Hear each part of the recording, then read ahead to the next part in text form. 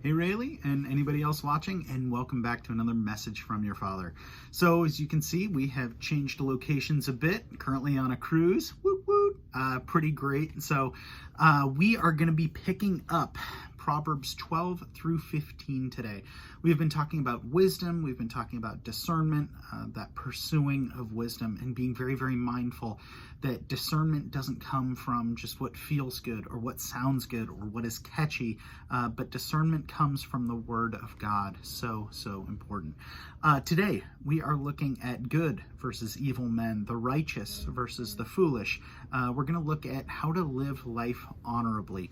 And many of these are quick snippets, like just little, not even excerpts, just quick little hits. And there's a lot of them here in these 4 chapters here. So 12 through 15.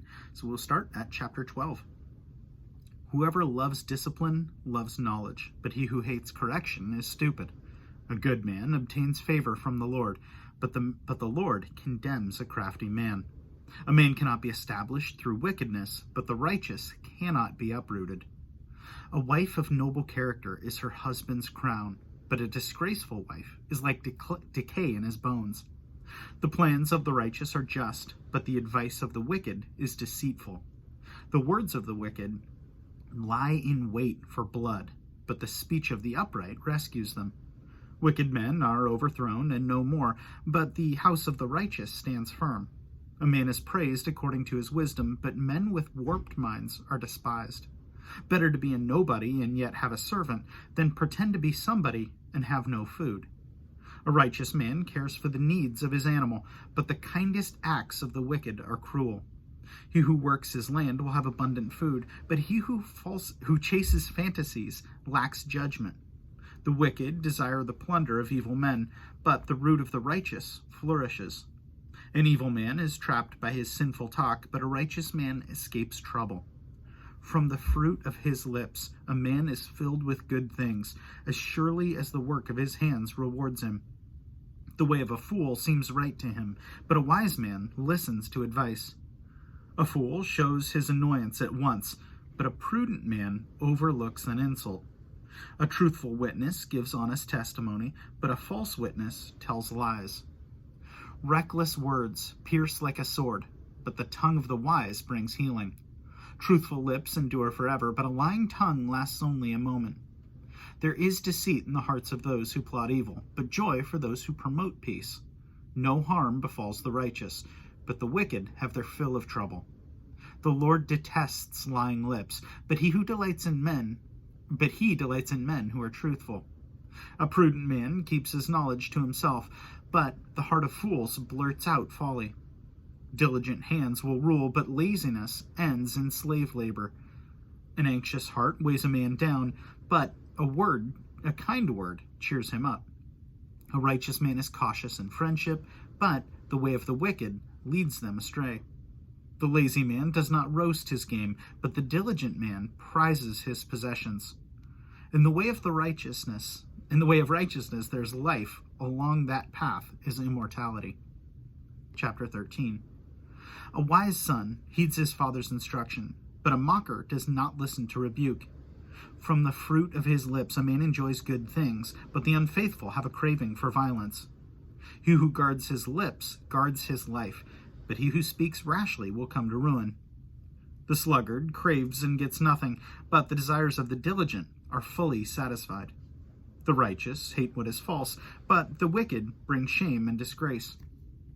Righteousness guards the man of integrity, but wickedness overthrows the sinner. One man pretends to be rich, yet has nothing. Another pretends to be poor, yet has great wealth. A man's riches may ransom his life, but a poor man hears no threat. The light of the righteous shines brightly, but the lamp of the wicked is snuffed out. Pride only breeds quarrels, but wisdom is found in those who take advice. Dishonest money dwindles away, but he who gathers money little by little makes it grow. Hope deferred makes the heart sick, but a longing fulfilled is a tree of life. He who scorns instruction will pay for it, but he who respects a command is rewarded. The teaching of the wise is a fountain of life, turning a man from the snares of death. Good understanding wins favor, but the way of the unfaithful is hard. Every prudent man acts out of knowledge, but a fool exposes his folly. A wicked messenger falls into trouble, but a trustworthy envoy brings healing. He who ignores discipline comes to poverty and shame, but whoever heeds correction is honored. A longing fulfilled is sweet to the soul, but fools detest turning from evil. He who walks with the wise grows wise, but a companion of fools suffers harm. Misfortune pursues the sinner, but prosperity is the reward of the righteous.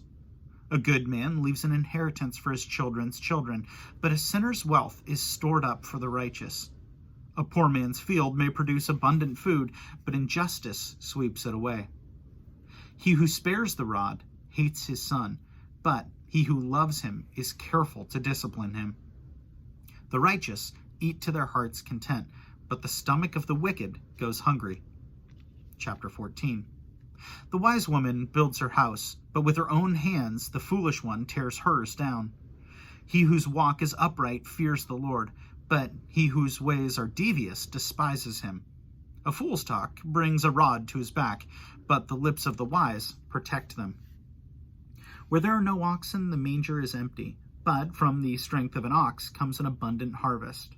A truthful witness does not deceive, but a false witness pours out lies. The mocker seeks wisdom and finds none, but knowledge comes easily to the discerning. Stay away from a foolish man, for you will not find knowledge on his lips. The wisdom of the prudent is to give thought to their ways, but the folly of fools is deception. Fools mock at making amends for sin, but goodwill is found among the upright. Each heart knows its own bitterness, and no one else can share its joy. The house of the wicked will be destroyed, but the tent of the upright will flourish. There is a way that seems right to a man, but in the end it leads to death.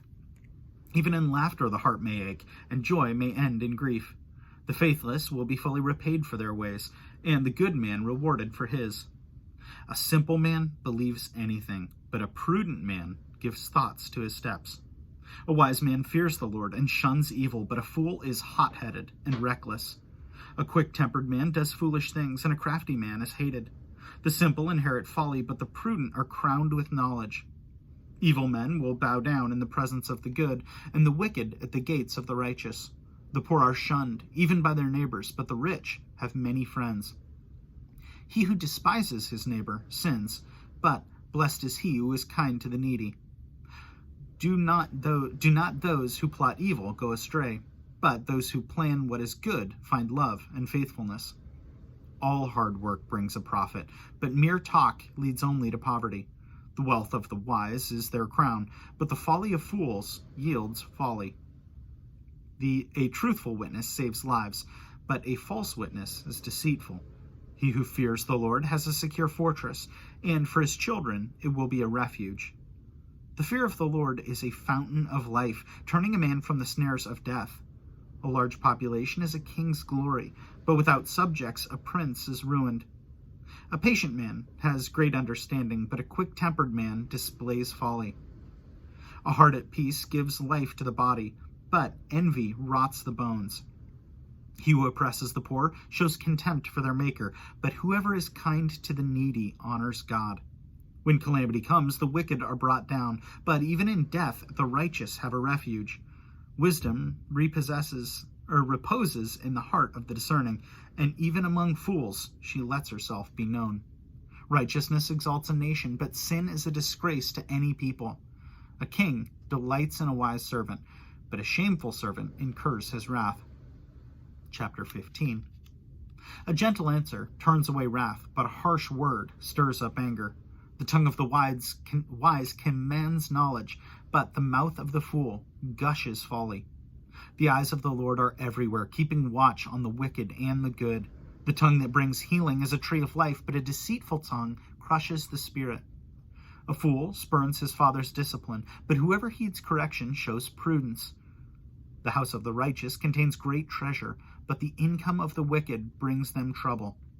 The lips of the wise spread knowledge, not so the hearts of fools.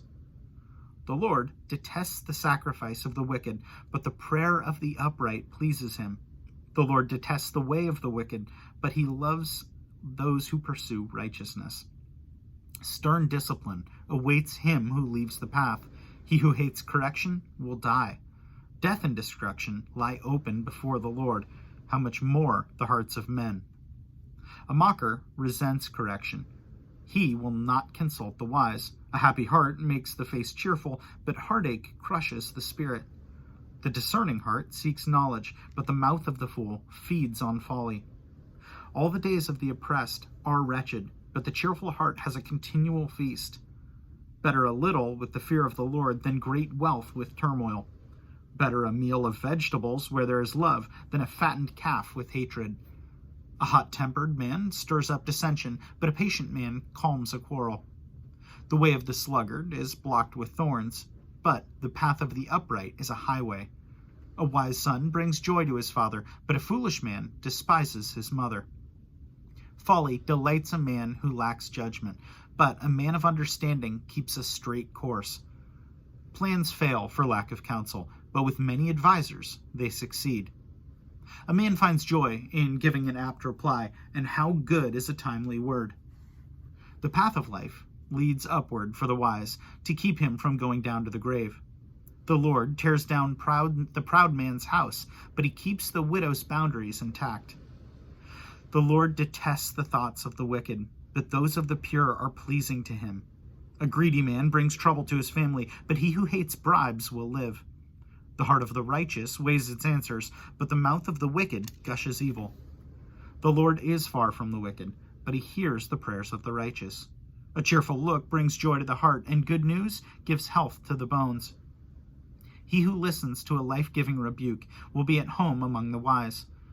He who ignores discipline despises himself, but whoever heeds correction gains understanding. The fear of the Lord teaches a man wisdom, and humility comes before honor.